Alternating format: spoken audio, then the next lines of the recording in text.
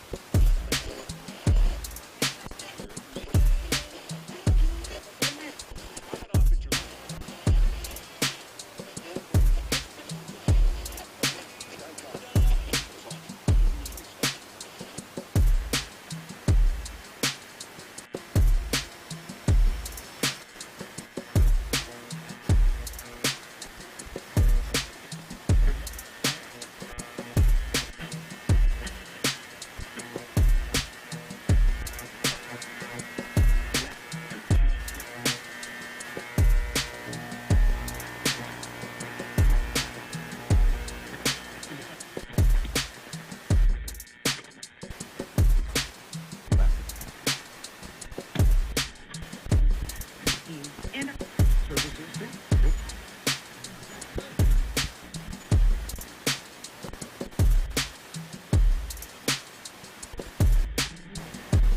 each year losing.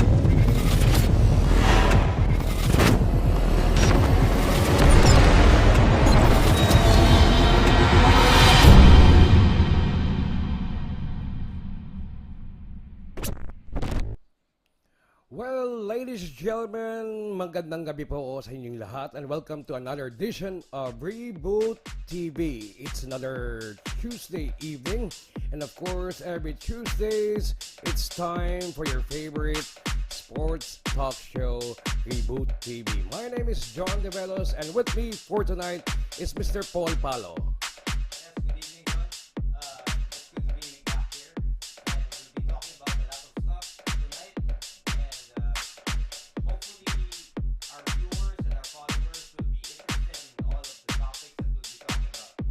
Okay, for tonight we'll be having a couple of topics. First, we'll be tackling the Durian Bar Classic Sunday event that happened last Sunday. Up next, we'll be having our live guest. That will be Philippine skateboarder, or wakeboarder rather, Philippine wakeboarder and SIG campaigner of 2019, Mikee Teh Selga, as well as we'll be giving you updates for your NBA, PBA, and of course the recent NCAA March Madness. So, Leo, kumusta? Okay lang, John. It's good to be back here again. And it's a really fun Tuesday. Ang dami natin pag-uusapan tonight. So, let's get on with the show. Yeah, in behalf of our co-producer, Mr. Jong Uy, who can't be joining us tonight for personal reasons. Well, let's go for our first topic for tonight. And that will be the Durian Bar Classic Sunday event. Hi, what's up? I'm Lord, President ng Black Riders MC, Philippines. Davao chapter, ako President. Black Riders MC. Isa kami sa pinakamalaking MC dito sa Philippines. So, for the yung mga namin, activities, ngayon kaya wala yung mga brothers ko kasi nasa sila nasa Bukidnon.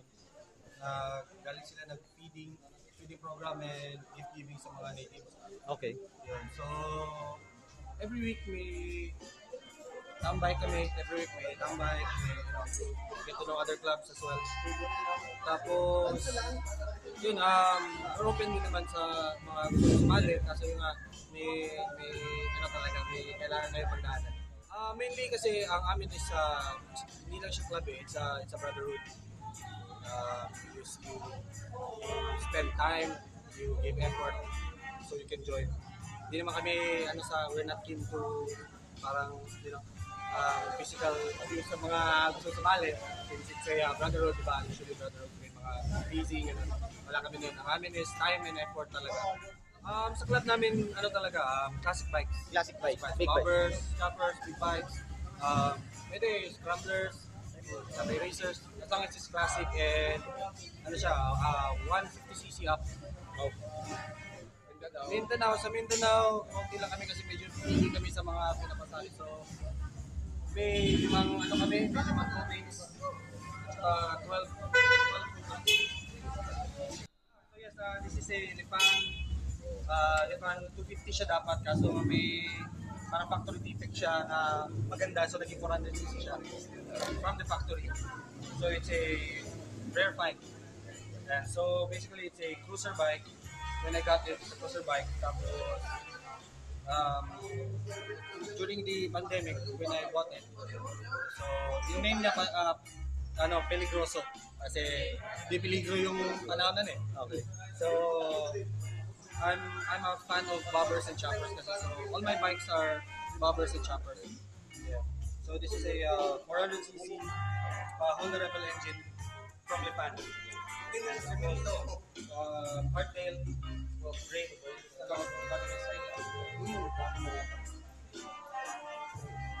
So 19 inches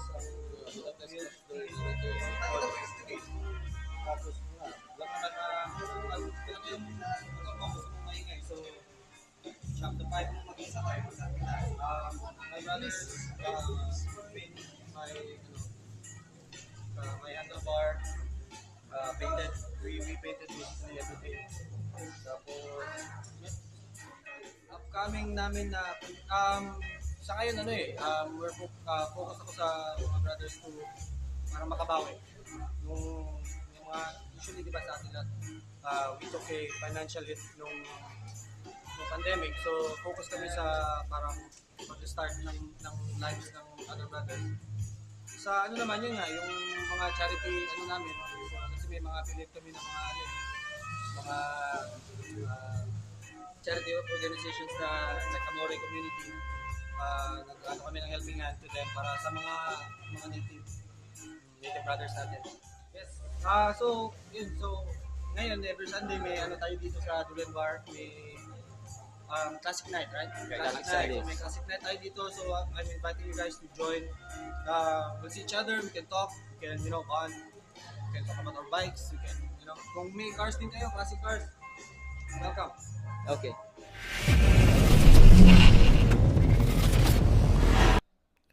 Well, that was Lord, an officer of a Mindanao-based motorcycle club which was one of the participants of Durian Bar's Classic Sunday event. Well, every Sunday at Durian Bar, they feature classic cars, classic motorcycles from visitors who would come to visit them on a Sunday. And of course, yung Plaka Nights, di ba, Paring Paul? Yung Plaka Nights. Yeah, Yung ibig sabihin, vinyl nights ang gamit sa pagtugtog doon po sa Durian Bar. Aside from that, those bikers nagbigay pa ng konting kilig yung isa mga babae nandun na The sumayaw Heineken ng girls. konti. Oh, The na Heineken sumayaw girls. konti para medyo maging masaya ang mga taong nagbisita sa Durian Bar last Sunday. Baka may dagdag ka, Paul.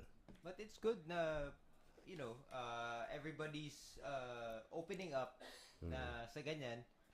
Uh, everybody's going there, gathering, and talking about their rides, talking about their activities. That's nice. It's really good. At least we hear about the other stuff that we usually don't see from these guys.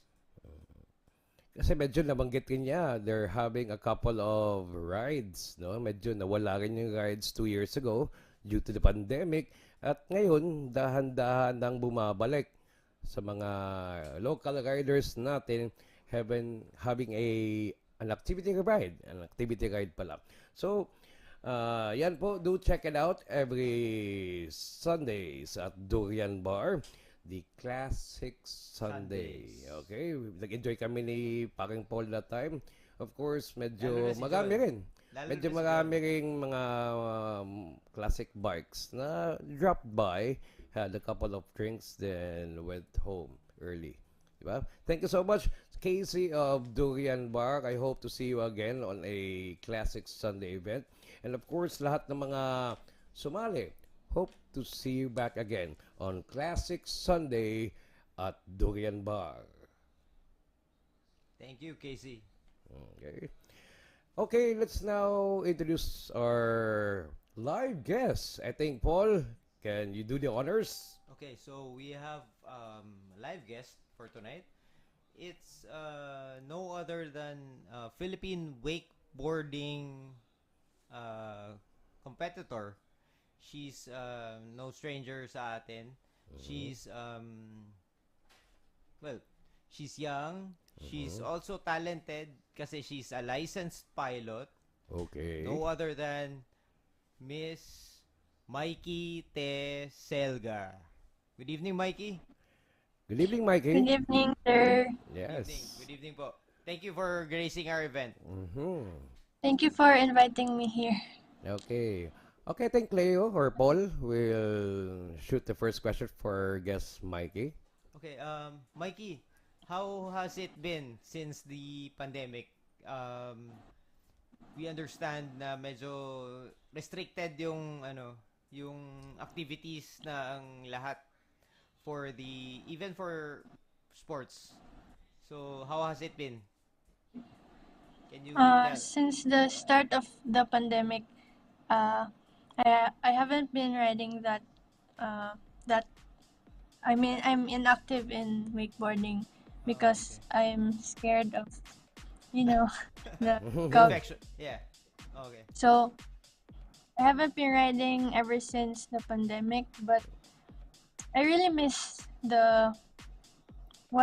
I really miss the world as what it was before the pandemic, because I don't know, it's really different right now. So other than wakeboarding, what have you been doing? I heard you got your license as a pilot. Yeah, I recently got my private pilot license, so I've been Wow. busy doing that, and also our online business, which started as food and blossomed into coffee and tea trading. Wow. That's nice. One corner. So Maybe you've heard of it. do you still practice sa wakeboarding and everything?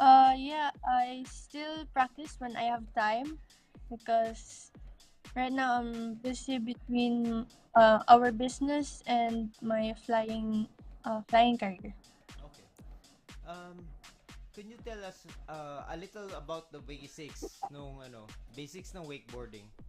How different is it with compared to other sports, board sports na sa water, like the rules, everything else? Maybe one difference is you have to love water, because Talaga. you'll probably get a lot of it.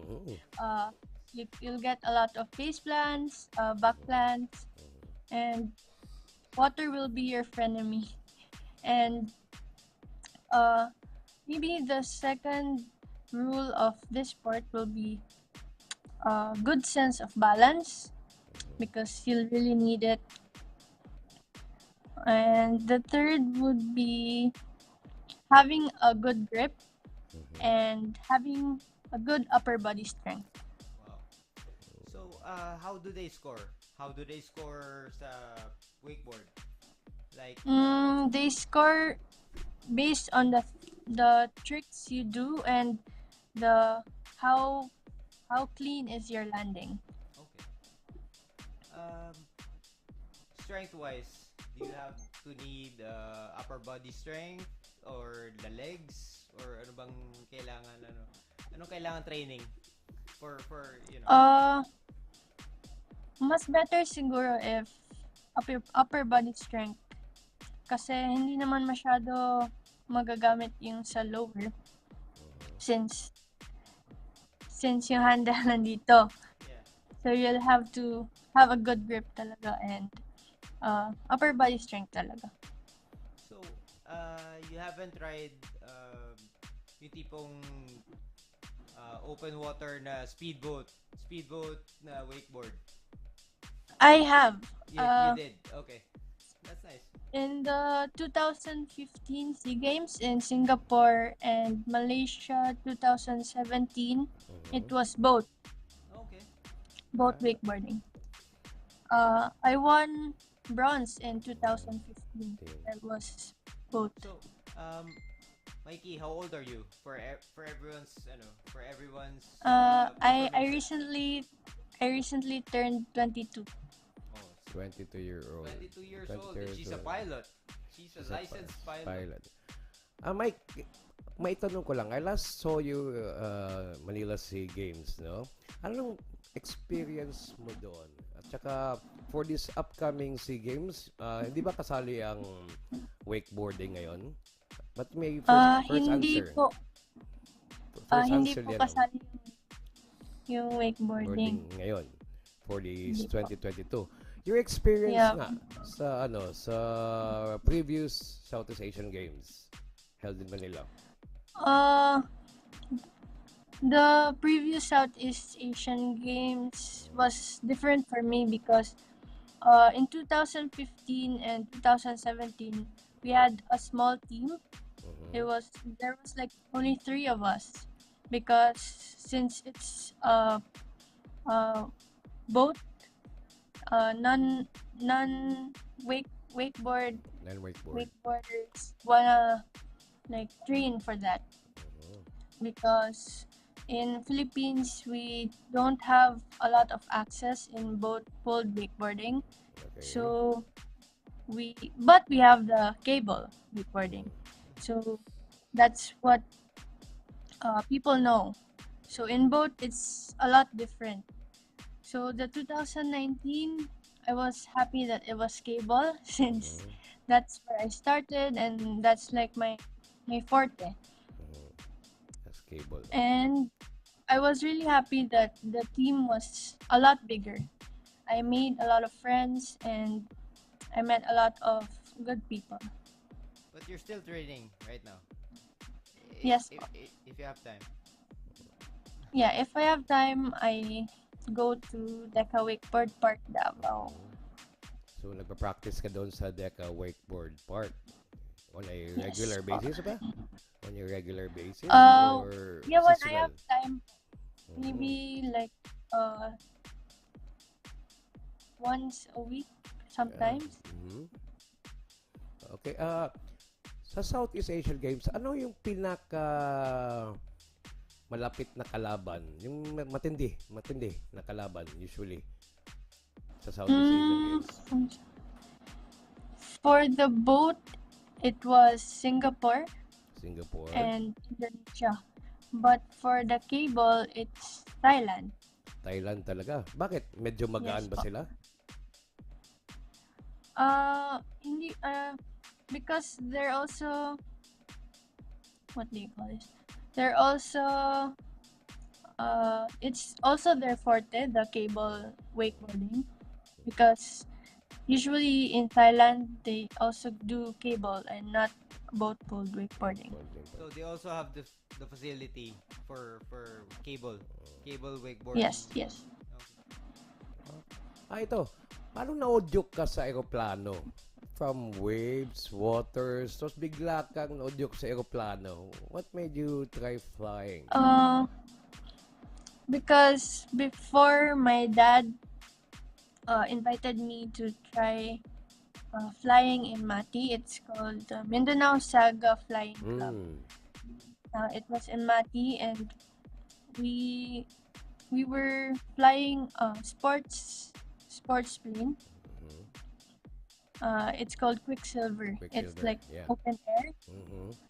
It's open air, and then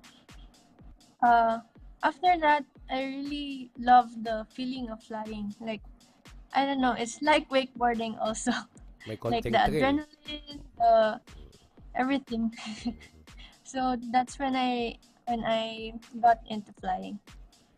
Ilang taon ka nag-train before you got your license?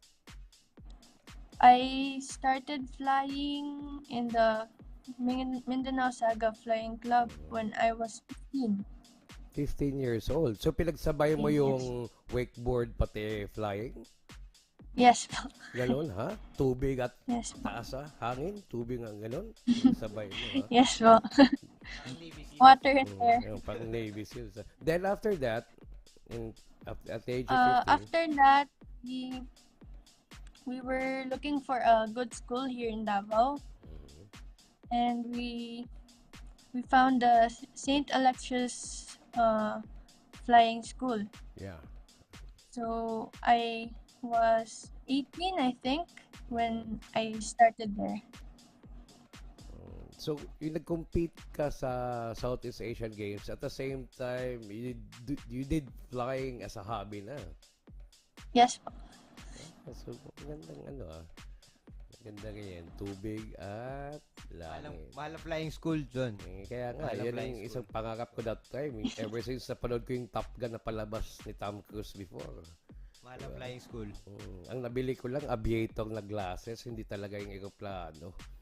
Nako, isa sa mga frustrations ko sa buhay yan eh. So, Mike, do you have any plans, since summer ngayon, do you have any plans of helping those that want to learn wakeboarding?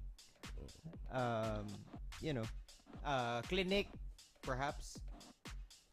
Wakeboarding? I don't know, maybe since it's summer, I have a lot of free time, and maybe I'll go to the park, teach the new riders like that. How to ride the board. Yeah, how to the balance. The goofy footed and Yes. Sino mga kasama mo sa Davao Wakeboard Park? In the national team po. National team members are still practicing dito. The national team is based on Manila po. Ako Based lang on po Manila. ang national team na Davao po. Ng Davao base. Okay. So, mga kasamahan mo rito, as well as you do, planning for that summer clinic kasi medyo palapit na ng summer. Water sports medyo in. May possible plan ba kayo to go for a actually, age group? Someone mentioned a competition. Competition talaga. But Okay. we're still planning. So it's not sure yet. Mga kailan yan? Kung plano-plano pa. Maybe August. Sa August pa.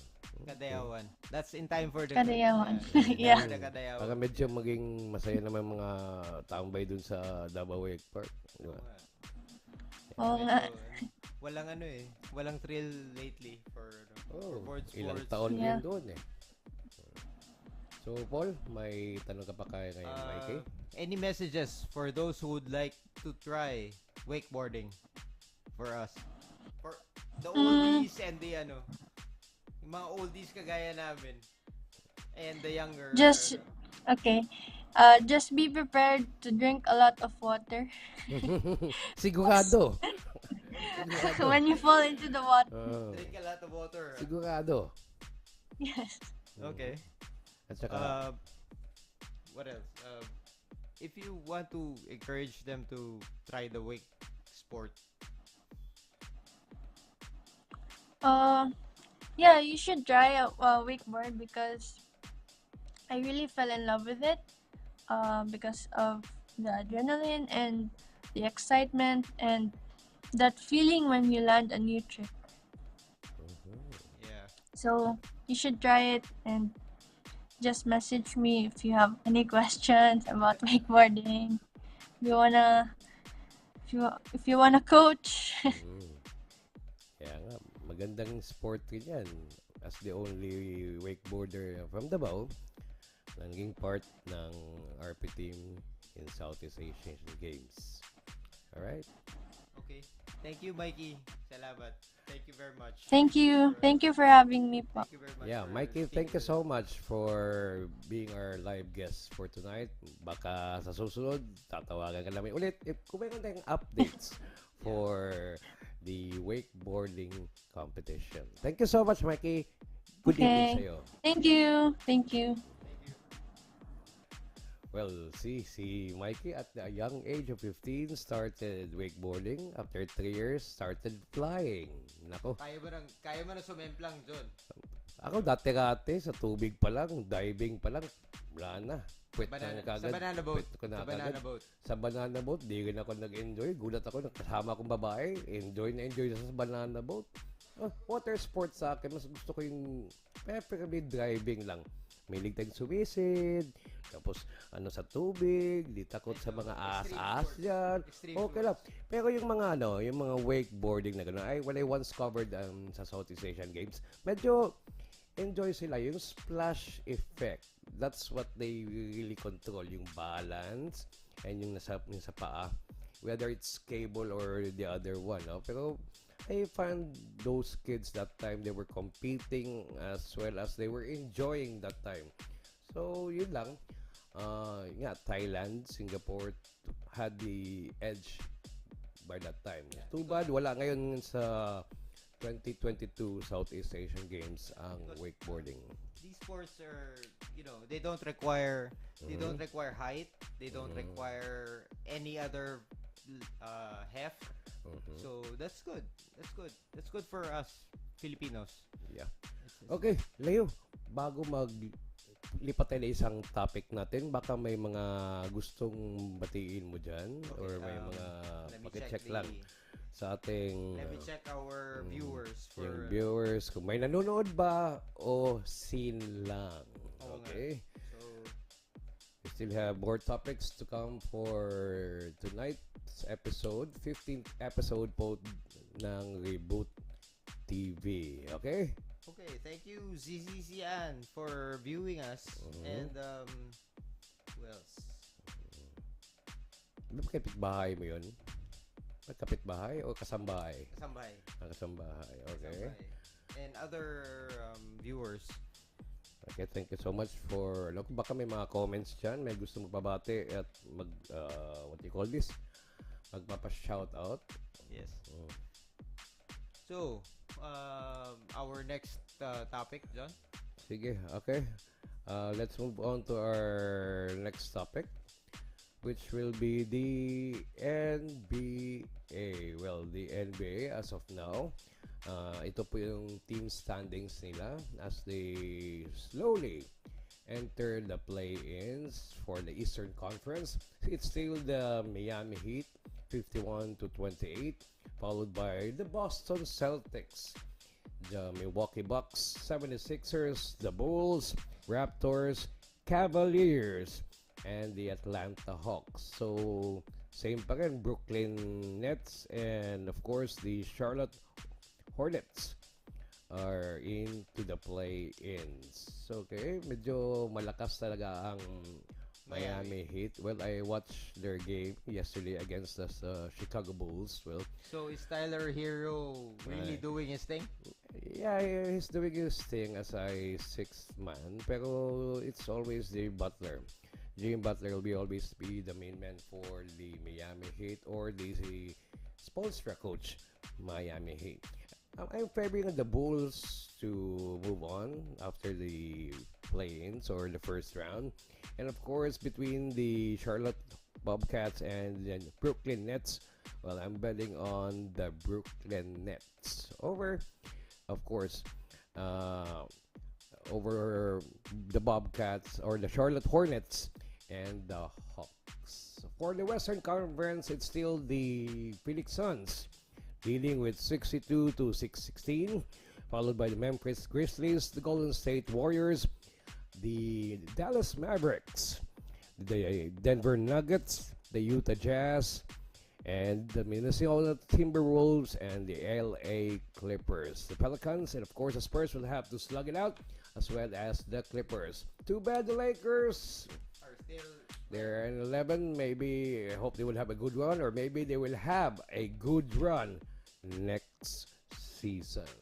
Well, we're just waiting for the play-in tournament, and of course maybe we'll be having a pakulo at the Durian Bar regarding the play-ins and of course the playoffs of the NBA. Well, do NBA fans do stand by for that at the Durian Bar.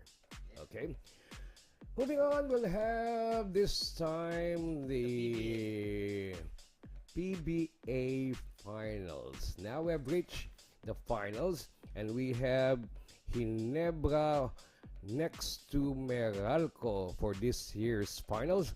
The Ginebra Kings are on their third 0 win over the Meralco. So this will be Ginebra versus Meralco 4, with Ginebra having the upper hand 3-0 in their previous matchups in the finals. Well, according to Team Cone, the past doesn't mean anything. So ibig sabihin, he looks forward to a game, one game at a time when they face the Meralco Bolts.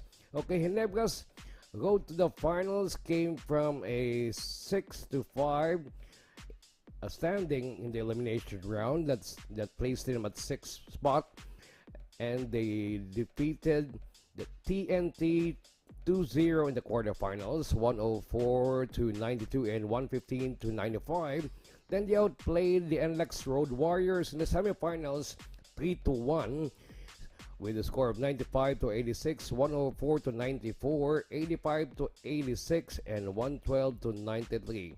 For the Meralco Bolts, they are 7-4 at 4th during the elimination round. They outplayed the San Miguel Beerman 1-0 in the quarterfinals, 100-85.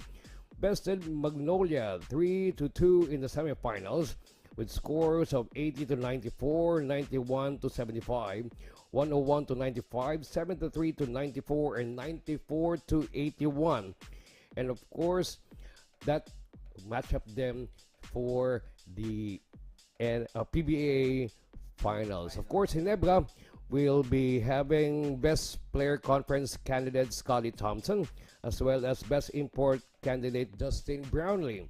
While Meralco will have Chris Newsom, as well as their import Tony Bishop. Sa tingin mo, Leo? Sa tingin mo, okay? Sinang bet mo nito? So where will you put your money when it comes to Ginebra up against Meralco? Bigyan kita ng tip, okay? Ginebra won 3-0 on their previous matchups dito po sa PBA. Well, Ginebra has always been a do-or-die team. So, Team Cone will always go for his bench. Kahit na medyo mahirap and medyo kulang yung bench. Kapos yung bench ng Ginebra. Hindi nagkatit. Knowing Team Cone, he's a do-or-die coach din. So, it will be a very thrilling matchup. That's it. So, kanino ka? Of course, I'll go for Barangay Ginebra. Barangay Ginebra in how many games? In 3 games. Into best of 7 series ito. It will be a best of 7 sorry. series ito. My goodness, ito. So, nasa finals na tayo, best of 7, hindi best of 5. So, I'll go for yeah, I'll go for the best of, Hinebra in how many games? in 4. In 4 games. So, ibig sabihin, sweep ito. Okay, so Hinebra via sweep. Okay. Against Norman Black. And Against Norman the Black. rest of, Well, I won't count Tony Bishop and Chris Newsom when it comes to the Meralco Bolts, okay? They can spark, and of course, they have talent. the They have all the materials, talent, okay? yes. As for Hinebra naman, I'm looking forward to the Gin Kings to win etong conference na to. I'm looking for Hinebra in 6 games. Yung kay Okay. Dijong, nabanggit ko last time, I was betting on Hinebra and Meralco in the finals. No, I got this time right. Now, I'm betting on Hinebra in 6 games. I'm going for over Ginebra the and for Meralco. And while Leo or Paul will go Meralco in a sweep. Well, we'll hope the game start will be that will be tomorrow. The games will start tomorrow at, I think it's 4 p.m. or 6 p.m. I just forgot the schedule, but game 1 will Yes. be tomorrow. Okay, do check it out. And once again, and before that, the PBA had a new team launched today, and that will be the Converge Fiber Xers. Yan po ang bagong team na nilaunch kanina ng PBA. It was a little bit late in the afternoon, led by Team Governor Attorney Chito Salod. Chito Salod, retained head coach Jeff Carriazo, and tip captain Jeron Teng. So, alam niyo na, sino ang kumuha ng Alaska. team, which folded at the end of the season. Now, they will be called the Converge Fiber Xers. Yan po ang newest team for the PBA. Since kanina walang NBA game because everybody did focus on the NCAA March Madness. Yan po nangyari kanina. And that's what happened kanina. The Kansas Jayhawks defeated the North Carolina Tar Heels 72 to 69. Okay, they outplayed the Tar Heels in the second half 40 to 29. Well, the road to the finals, North Carolina beat Duke 81 to 77, while Kansas outplayed Villanova 81 to 65. Playing for Kansas is Phil Am's 6-foot guard, and that will be that guy, number 11, Remy Martin, whose mother is from Pampanga. So and that's the holds guy a that dual. we need to look out for. And he holds a dual citizenship, making him eligible to play for the RP national team. If you were a big fan of the Jayhawks, congratulations. Well, I lost the game. I was betting on North Carolina. I was betting for the North Carolina Tar Heels to win. Eventually, the Jayhawks had a big comeback in the second half. Well, congratulations if you're a big Kansas Jayhawks fan. And of course, Remy Martin, the Phil Am 6-foot guard, who I hope will be seeing action for the RP national team, also known as Gilas Pilipinas. Okay. So that's that. Yeah, I did have a busy afternoon. So Ayun lang. any more Updates na updates, lang po John? natin. I think we still have time. Meron ba? I don't know. I think we still have time. Kung meron pa, okay. Let me congratulate lang po ang Davao Chess Eagles natin. They advanced to the finals of the 2022 SMC All Filipino Cup of the Professional Chess Association of the Philippines, or PCUP online tournament.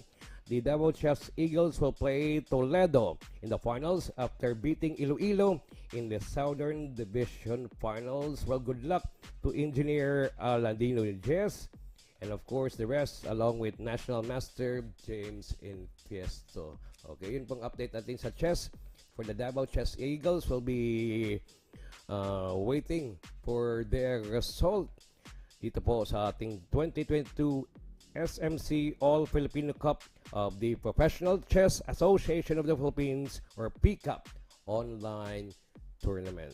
May mga babatiin ba tayo dyan, Pang Leo? We have an upcoming 3x3 event.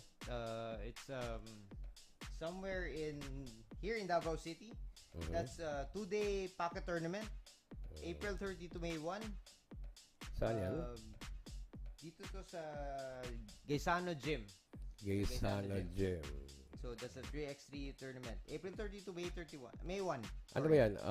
Age group competition? It's an age group competition. That's 15 under, 17 under, and 19 under. So if you're a fan of basketball 3x3, this is one tournament that you shouldn't miss. And check it out online, and look for the details. And of course, lastly, no? May dagdag ka pa for basketball? For basketball, Yun lang, yung local tournaments natin na online. tournaments lang po. Okay. Okay, for last, okay, kung sa mahilig po ng golf, okay, join the first member guest monthly golf fellowship, a friendly competition or fun golf at the Rancho Palos Verdes Golf and Country Club happening on April 21, 22, and 23. That will be Thursday, Friday, and Saturday. On Saturday, the last tee-off will be at 10:30 a.m. While the awarding ceremonies will be at 4 p.m. all at the Rancho Palos Verdes Golf and Country Club. So kung may panahon kayo, do your practice swings, and of course, see you on the first member guest monthly golf fellowship of the Rancho Palos Verdes Golf and Country Club, April 21 till the 23rd. Okay. And of course, special shout out sa kay Sir Leo Magno of the Eagle Masters. Yeah, Eagle I hope to Masters, see you soon, Sir and we Leo. hope to see you. Andito ka sa Davao. I hope you tune in with us. Okay, thank you so much. So, kung wala na tayong pahabol, Pag Leo, you do first. Thank you very much for all the followers and the viewers of Reboot TV. And we hope to see you again on Tuesday. Same time, same place. Thank you very much. Okay, once again, so in behalf of Mr. Paul Palo and our co-producer, Mr. Jong Uy and Paolo Miguel Castillo, And yung magandang lalaki na si Fitz, si Dr. Fitz, ang our tawag tech kanya. guy. Our tech He's guy. the one. He's the man. Maraming salamat po sa viewers po ng Reboot TV. Hope to see you next time. Okay? And magandang gabi po sa inyong lahat. Till next time, my name is Jon Develos. This is Reboot TV. Good night.